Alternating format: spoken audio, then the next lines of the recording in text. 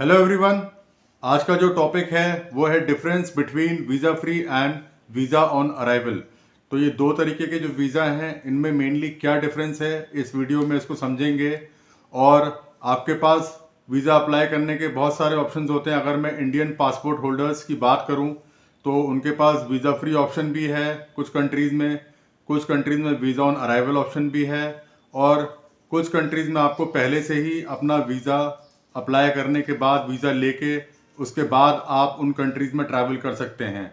अगर Indian passport holders की बात करूं तो फॉर एग्जांपल यूएसए हो गया, कनाडा हो गया, यूके हो गया, ऑस्ट्रेलिया हो गया, न्यूजीलैंड हो गया। तो ये कुछ कंट्रीज़ हैं जहां पे आपको इन एडवांस वीज़ा अप्लाई करना पड़ता है और वीज़ा अप्रूव होने के बाद ही आप इन कंट्रीज़ में ट्रैवल कर सकते हैं। तो आइए देखते हैं कि वीज़ा फ्री और वीज़ा ऑन अराइवल में क्या डिफरेंस है।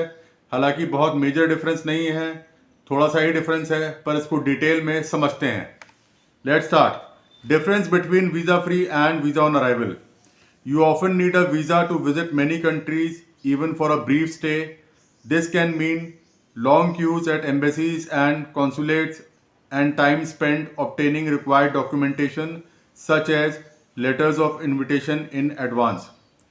First let's understand visa on arrival. तो अभी देखते हैं कि वीजा ऑन अराइवल क्या है। So let's start. Visa on arrival are issued when the visitors arrive in a country. Travellers need not apply for a visa beforehand. Government authorities generally examine the visitor's passport and may collect any applicable fees before issuing the documentation. Some countries also take biometrics to confirm the visitor's identity and check things like their immigration and criminal history. Usually, the visa on arrival is stamped on the passport. This process takes place at the port of entry, such as airports and large ports. तो visa on arrival जो है वो usually आपके passport में stamp होता है और ये जो भी आपकी कंट्री की पोर्ट ऑफ एंट्री है या मेजर एयरपोर्ट है वहाँ पे आपकी जो है वीज़ा ऑन अराइवल की स्टैम्प लगती है। सम कंट्रीज में require additional evidence of return और onward journey such as hotel reservation and proof of sufficient funds.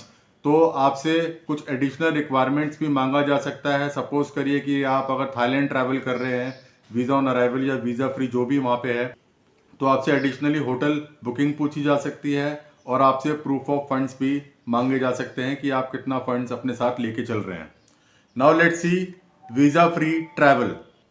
Visa free travel enables passport holders to enter a country without the need to obtain a visa before or upon arrival. That said, they must still pass through an immigration control facility where their passports are checked for validity and may also be stamped. Visa free travel allows visitors to travel on a whim with no need to pre plan or collect documents. It also means it's free to enter the countries, unlike those where you have to pay for a visa. Visa free is issued for a limited time, usually 15 to 90 days. My suggestion is never overstay on a visa as this could lead to civil or criminal charges and bans on traveling to the country in the future. तो आपको ये ध्यान रखना है कि आपको कभी भी अपने वीज़ा पे ओवरस्टे नहीं करना है, बिकॉज आपके ऊपर बैन लग सकता है।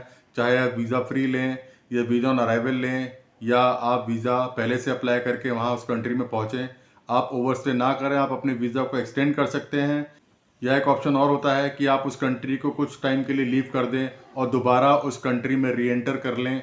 इस तरीके से आपको वीज़ा दोबारा इशू हो जाएगा। तो कोशिश करें कि आपका जो है ओवरस्टे, किसी भी वीज़ा पे आपका ओवरस्टे ना हो। तो मेजर डिफरेंस जो है मैंने आपको इन्फॉर्म कर दिया है visa free and visa on arrival पे। इसके बारे में कुछ और अगर आपको इन्फॉर्मेशन चाहिए, you can comment in the comment section. Thanks for watching.